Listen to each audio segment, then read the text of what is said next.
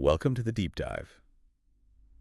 Today, we're really getting into something that, well, affects everyone. Yeah, Handling those difficult conversations. absolutely. Just think for a second. What if those friction points, those times you feel uncomfortable, Mhm. aren't actually roadblocks? Mm-hmm. What if they're pathways, ways to connect better, deeper? Could your next tough talk actually change things? It's a powerful idea, isn't it? And we're digging into Jefferson Fisher's book, The Next Conversation, for some guidance here. Yeah, let's really practical. It is. And what's great, what makes Fisher so compelling is his background. He's a trial lawyer, right? Right. But he's very clear, this isn't theory from law school. This stuff comes from the real world, from the trenches, as he puts it. Trenches of arguments, disagreements. Heated debates, difficult conversations. Yeah. Plus, a lot comes from his own life, his family, so it's very down to earth. Homegrown advice. I like that. Exactly. That's what we're unpacking today, finding those practical tips you can use, like tomorrow. Yeah. So our goal here is to pull out the really potent stuff from his experience. How to turn these challenging moments into, well, opportunity. Opportunities for real growth. Yeah. Helping you communicate with more boldness, more confidence, more control, even when things get tense. Mm-hmm. It's about taking charge of the interaction. Okay, let's dive in.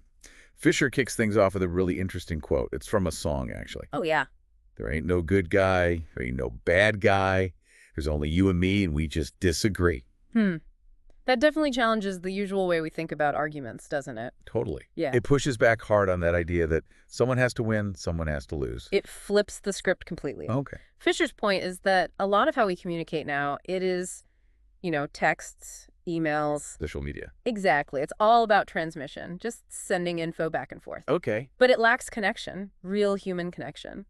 He tells this funny story about his mom and their Nissan. Oh, yeah. She kept texting him about the car's mileage, and he'd text back short answers like, "No, ma'am." Ah. Simple enough, right? Seems clear. But she totally misinterpreted his tone, thought he had an attitude. It wasn't until he actually called her. The voice. Right.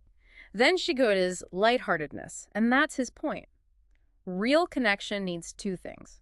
Understanding that's internal, really getting it, Got it. and acknowledgement that's external, showing the other person you get it. Understanding and acknowledgement. You need both. You really do. Otherwise, it's just data flying around. That distinction makes so much sense. Transmission versus connection. It explains why, like Fisher says, arguing on social media is pointless. Totally pointless. Nobody changes their mind. We just want to win, right? Mm-hmm. We transmit our view, blast it out there, but there's no connection. We just dig in deeper. Exactly. Which is why he says we need a huge mindset shift. This is key. Okay, what is it? For every conversation, the goal should be have something to learn, not something to prove. Learn, not prove. Straight. Forget trying to force your view on someone. He says that works like 0 out of 10 times. Sounds about right. Instead, set realistic goals. Maybe just understanding their side better. Or just acknowledging how they feel. Yeah, exactly. Or even just agreeing on what to do next. It changes the whole dynamic. From a fight too. To collaboration, or at least understanding. And even if you still disagree at the end, Yeah. you can walk away feeling heard. And that's massive for building or repairing relationships. Feeling heard, even without agreement. That's a powerful outcome. It really is.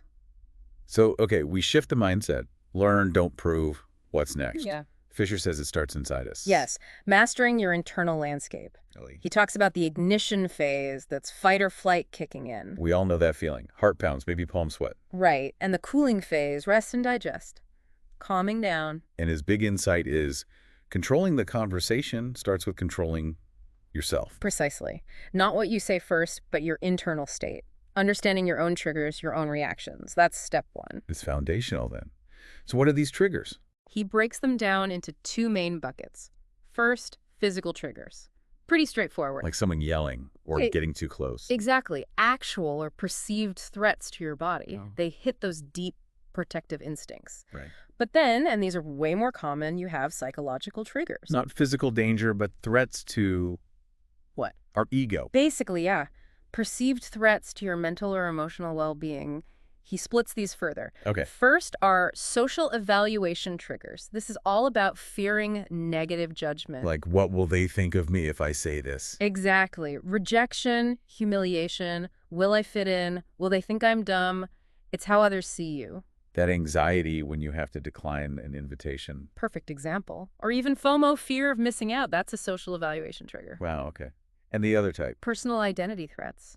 These are about how you see yourself. So challenges to my competence, Yeah. my values. Yes. Your autonomy, your sense of purpose, like a manager questioning your work, making you doubt yourself. Or someone disrespecting something you deeply believe in. Right. And it can even be, by extension, someone insults your favorite team or your mom. Yeah, that definitely hits a nerve. It ignites us fast. It feels like an attack on us. It's amazing how fast those signals put us on edge. But Fisher doesn't just diagnose, right? He gives tools. He does. 3 really powerful internal tools to manage this ignition and get back to that cooling phase. Okay, what are they? The conversational breath, the quick scan, and something he calls small talks. Conversational breath? Sounds simple. It is, but it's powerful. He says breathing through your nose actually slows everything down, pulls air deeper, Yeah. and that signals your nervous system to chill out, move towards that cooling phase. Interesting. He even mentions the physiological sigh. Heard of that? I think so, like a double inhale. Exactly. Double inhale through the nose, then a long, slow exhale through the mouth. Apparently, it's one of the fastest ways to de-stress biologically. Wow. And he brings up Navy SEALs using tactical breathing, rhythmic breaths. Why does that matter for, arguing about chores? Because it shows this isn't just about relaxing later. It's an in-the-moment tool, a way to flip that internal switch from panic to control right when you need it most. Okay, breath control.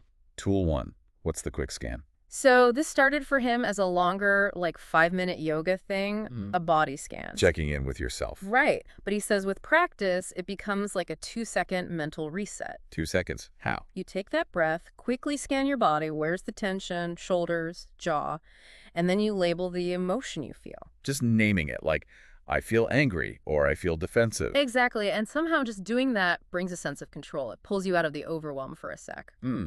Labeling the feeling. Okay. And small talks. That sounds like chit-chat. Ha! No, not at all. These are things you say to yourself. Short, powerful phrases. Like affirmations. More like mini commands, really. Concrete, verb-driven. Things like start with my breath, or seek to understand, Reminders. or voice it. Find the struggle. He really believes your internal self-talk shapes your emotions, your mindset, your reality. So they're like little internal coaches guiding your actions. That's a great way to put it, guiding you in real time. Okay, so you've got your breath, you've scanned and labeled. You've got your small talk reminder. You're calmer inside. Now what? Now you focus on how you deliver your message. Because when we're anxious, what happens to our speech? We talk fast. Speed up. Total ignition sign. Exactly. And that's where he introduces the gift of a pause. A pause. Seems counterintuitive when you want to get your point across. Though short pauses are good just for focus, right? Avoid sticking your foot in your mouth. Sure. But the real magic is in the long pauses. 5, 10 seconds even. 10 seconds of silence. That feels like an eternity in a conversation. It can. But he calls these pauses mirrors. Mirrors. How so? Because it's not just about you collecting your thoughts. It forces the other person to sit with what they just said, to reflect. Interesting. He tells this great story from a legal deposition. This big, intimidating guy, Bobby Lepre, insulted him. What did Fisher do? Just stared at him, silent, unblinking, for a long time. Yeah. Bobby broke first, actually apologized. The silence was that powerful. Yeah. He also mentions a truck driver who was clearly lying. Fisher hit him with a 10-second pause. And the driver. Started to crawfish, Fisher says. Backpedaled, changed his story. The silence made him unravel. So, honest people are okay with pauses, but dishonest ones. They can't stand it. They rush to fill the void and often trip themselves up. Silence shows strength, wisdom, not weakness. Using silence as a tool, that's huge. Okay, so beyond pauses, what about the actual words we use? Fisher gets specific here, right? Oh, yeah. Very specific. It's about cutting the fluff and speaking assertively. Small changes, big impact. Like what? Give me some examples. Okay, first, remove softening words. All those maybes and sort ofs. Like, I'm sort of wondering if maybe we could... Right, change that to, I'll ask the team, or we need to discuss this. Direct, confident, even the word just often weakens things. Okay, cut the qualifiers. What else? Use active voice. Instead of the report is attached, say, I'm attaching the report. It's stronger. Takes ownership. Active voice. Got it. Third, stop over-apologizing. I'm so sorry. Do you have a quick minute? When you haven't done anything wrong, Guilty. save apologies for when they mean something. Real mistakes. real empathy. Makes sense. Don't water down real apologies. Exactly. Fourth, avoid over-explaining. He says it makes you sound less believable, strangely. Really? I thought explaining showed you knew your stuff. Nope. He quotes someone saying, the more words you use, the less you actually say. It can sound offensive or like you're hiding something. Less is more. Okay. Fifth, never undersell yourself. Cut phrases like, this might sound stupid, but, or I'm no expert, but. Oh, hey, when people do that. It kills your credibility instantly, and it puts pressure on the listener to reassure you. Right, like, oh no, it's not stupid. Annoying. Exactly. Sixth, cut excess adverbs. Words like just, so, very, actually, basically. They dilute things. Totally. Compare adverbs dilute your sentences to... So basically, adverbs can actually sometimes dilute your sentences, which is stronger. The first one, definitely. And finally, use confident phrasing. Say, I'm confident instead of I think. Who do you trust more?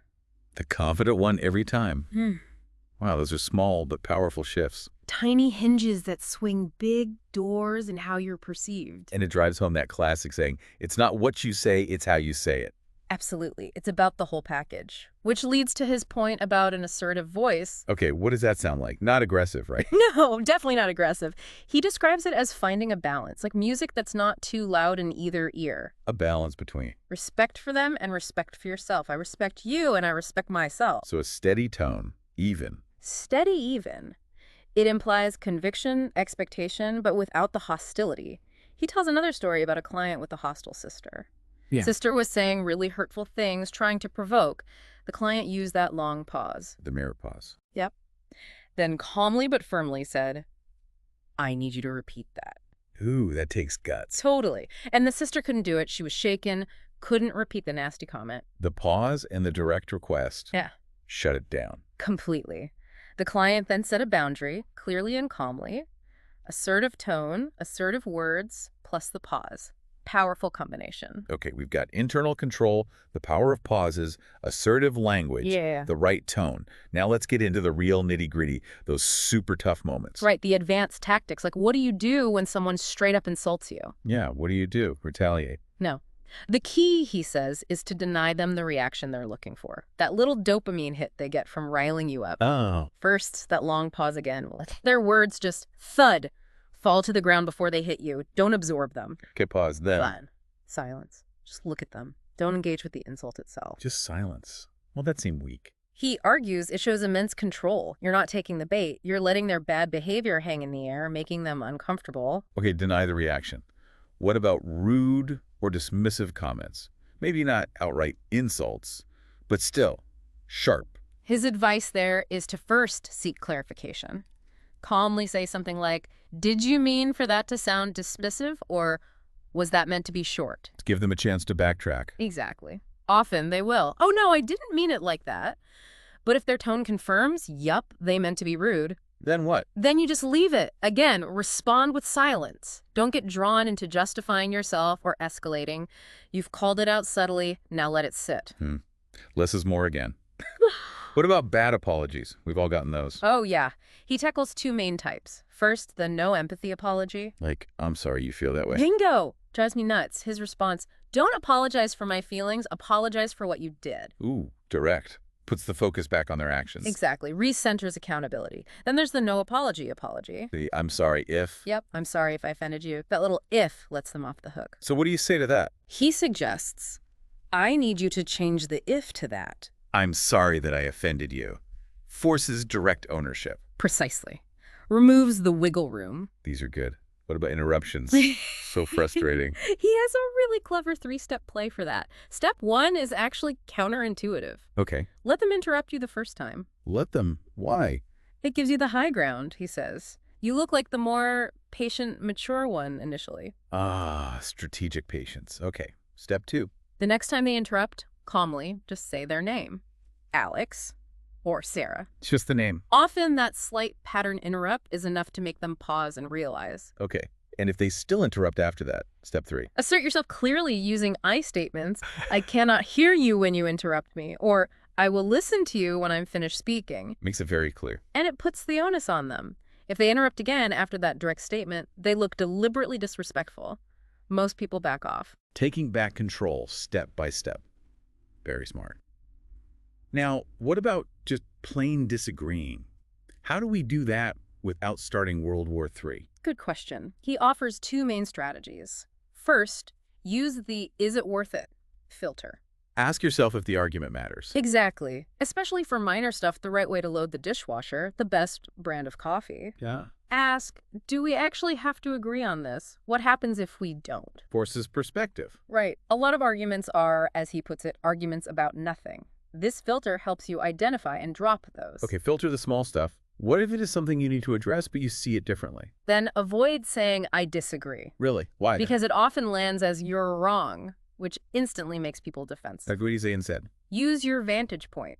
Frame it as your perspective. I see it differently. Or from my vantage point. Or I take another approach here. So it acknowledges their view might be valid, just different from yours. Exactly. It keeps the focus on finding a solution or understanding, not on who's right or wrong. Much more collaborative. Prevents that shutdown. Reframing again. Seems to be a theme. Huge theme. How you frame things changes everything. And speaking of framing things strongly, Yep. let's talk about saying no and setting boundaries. That's tough for a lot of people. Really tough. For saying no to things, requests, invitations, his advice is be direct first. Just no. Or I can't, I won't be able to. Start with the clear refusal, then add gratitude or kindness if appropriate. So resist the urge to explain and justify for 5 minutes. Yes. His core line here is gold. No is a complete sentence. Ooh, I like that. No is a complete sentence. You don't owe everyone a lengthy explanation. And he adds a comforting thought, worrying about disappointing someone. Yeah. He says that feeling is usually 98% ego and 2% truth. Huh. Meaning we overestimate our importance. Pretty much. Yeah. You saying no to brunch probably won't ruin their day. Protect your own time and energy. Okay, be direct with no. What about building actual boundaries and ongoing relationships or situations? He sees boundaries not as walls, but as ways to communicate your values to the world. What's important to you, your health, your family, your focus. Okay. How do you communicate them? He outlines 3 types you can state. First, a boundary of presence. Meaning? If a conversation goes off track, you say, I'm here because you matter to me and I want to focus on the issue. It recenters things gently. Okay, brings it back. Type 2. Boundary of purpose. If someone starts attacking your character or bringing up old, unrelated stuff, you say, I'm here to talk about what happened last Friday. Corrects the focus. Keeps it on the specific issue. Got it. And 3. Boundary of integrity. Hmm. This is for when things get really outlandish or emotionally manipulative. Affirm, I'm not going there with you. A clear stop sign. Exactly. And he stresses once you state the boundary, that's it. No endless justifying. It's also important to think about a consequence if it's crossed. And if the other person gets uncomfortable, That usually means the boundary is working. Not that you did something wrong, but caution. Don't build so many rigid boundaries that you can't collaborate reasonably. find the balance. Okay, these are great reactive strategies. But Fisher also talks about being proactive, right? Framing conversations before they start. Yes, this is about designing the conversation for success from the get-go. How does that work? He says conversations often fail because they lack a clear goal or they have too many. It feels scattered, unproductive, like trying on 50 pairs of shoes and leaving empty-handed. Been there. So how do you lead with a frame? 2 parts. First, state your purpose clearly up front. I'd like to talk about X. Or, my goal for this chat is Y. Be explicit about the topic. Yes. And If- second, call your shot. Tell them the intended outcome or feeling you're aiming for by the end. I hope by the end of this we both feel clear on the next steps. Or, my aim is for us to understand each other's perspective on this. Sets expectations for everyone. Absolutely. And he strongly advises 1 frame, 1 issue per conversation. Don't try to tackle 5 things at once. Right. He complains many meetings are conversations about nothing because the agenda is too broad. Focus on one thing, give it proper attention, actually accomplish it. Makes sense. More efficient. And one more key point on framing, especially for tough topics. Resist pleasantries. Don't start with small talk if you have bad news. Exactly. Don't try to soften the blow with chit-chat. Be direct, be honest. This isn't easy to talk about, or I have something uncomfortable to share. Seems harsh, but you're saying it's actually kinder. He argues it is. It respects their time and intelligence and maintains your credibility. No beating around the bush. Okay, so that's how we initiate and frame. But what about the flip side? When someone comes to us with something difficult, how do we be that safe space? This is crucial. This is where that connection piece really comes alive. How do we do it? He tells this lovely story about his 6-year-old son. The boy cut a hole in his brand new shirt. Uh-oh. Yeah, parental trigger moment right there. Totally. But instead of reacting with anger, Fisher just listened. He asked his son what he learned from it. Didn't yell. Nope. Listened, asked what he learned, and then thanked him for telling the truth. Wow. That's creating safety. Exactly. Being a safe space means listening without judgment, being patient. And this is key. Instead of jumping in with advice, you should do this, ask, Ask what? can I tell you what I've learned? Or would it be helpful if I shared something similar I went through? Offers wisdom without prescribing. Makes people more receptive. Way more receptive. It shows respect. He really hammers home that these difficult conversations, they aren't just problems to be managed. They're opportunities. Profound opportunities to deepen relationships. His final thought on this is powerful. The deeper the relationship you want, the deeper your tolerance for difficult conversations needs to be. Wow. Tolerance for difficult conversations is a measure of relationship depth. That's something to think about. It really is. We've covered so much ground, from managing our internal state, the breath, the scan, the small talks, to mastering the external, those pauses, the assertive language. Handling insults, bad apologies, interruptions. Disagreeing gracefully, setting boundaries, framing talks proactively. And being that safe space for others. It really feels like a complete toolkit for transforming how we interact when things get tough, shifting from friction to connection. And maybe the biggest insight tying it all together is what Fisher says about looking deeper. Remember that quote? Which one? The person you see isn't the person you're talking to. Oh, right. Everyone has a surface and a depth. Yes. And often, the difficult emotions we hear, the anger, the frustration, they aren't actually bids for disagreement. They're bids for connection underneath it all. Often, yes. Bids for understanding, for validation, for connection. Seeing it that way changes how you respond, doesn't it? It makes every tough talk an invitation to look deeper. It really does. It reframes the entire interaction as an opportunity, not just a threat. Yeah. So, the final question for everyone listening. Thinking about all these tools and insights, what's the one habit, the one technique from this deep dive that you will commit to changing or trying out this week? What's the one thing you'll do to make your next conversation potentially the one that changes everything?